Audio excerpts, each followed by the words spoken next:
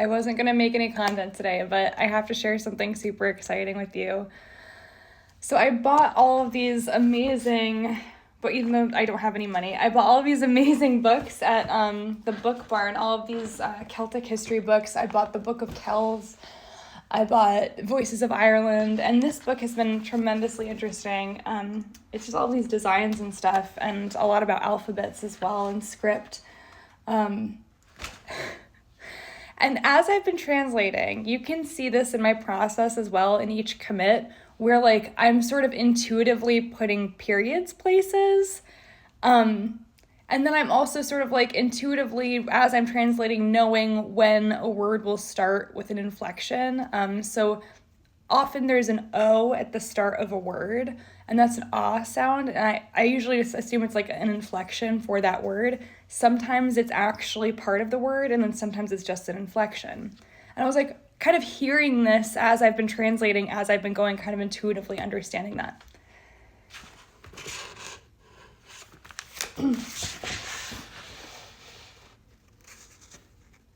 To begin sentences. Ah. So getting serious, I'm going to read the whole thing because there's a really cool taxonomy here that I want to talk about. And I also want to talk about some of the complications with translation here due to homonyms. For example, the word in Irish for absorb and smoke are the same. So it's a little bit difficult to understand what's being described here. I will also say that the word for barb, like sort of like the scruff of a beard, that sort of barb, or like the needles of a plant, the same word is frid, like a little frid, fridden, and that's for fleshworm.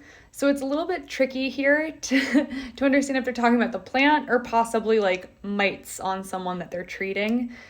So let me know what you think in the comments. Reading from my translation from 50R. Your variegated cloth compress, little scrapes, wash dip a little. Period. After a while, canal of basin permitted in motion, partially spring sprout, strain filter hole. Period.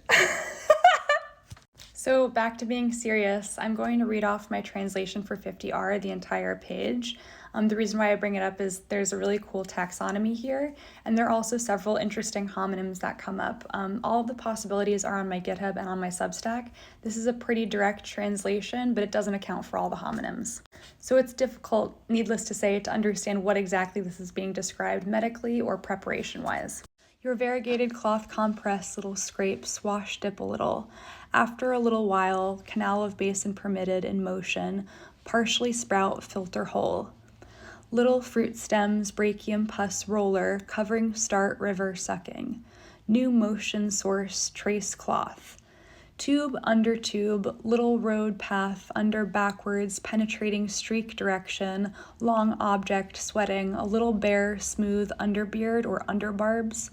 Solid, at new roller, while, or pipe water, press become tainted under backwards in the under reverse direction, bound new tip, under reversing direction, start new beginning, little Burnett rose barbs from river supporting streaks. Reading water for a little short interval, approaching quick when potato apple or bulb are excellent. Boil. Rendering barbs sticky pure little brew, bundle canal of basin start, thin garment turn, steam pressure fit for congregation of barbs, wait until solid, far from absorbed border of cloth scallop. The last sentence, these last 4 words, are the words for reeling, fussy, difficulty, fussing. It seems like it might be a warning for the application of this Burnett rose. So Burnett rose is what we refer to as rose hips. So you can make tea out of this. It's also anti-inflammatory, and it's really good for scrapes and little tiny cuts. And this is what it looks like. The word potato apple is mentioned, and it's referring to bulb. This comes up in other sections as well.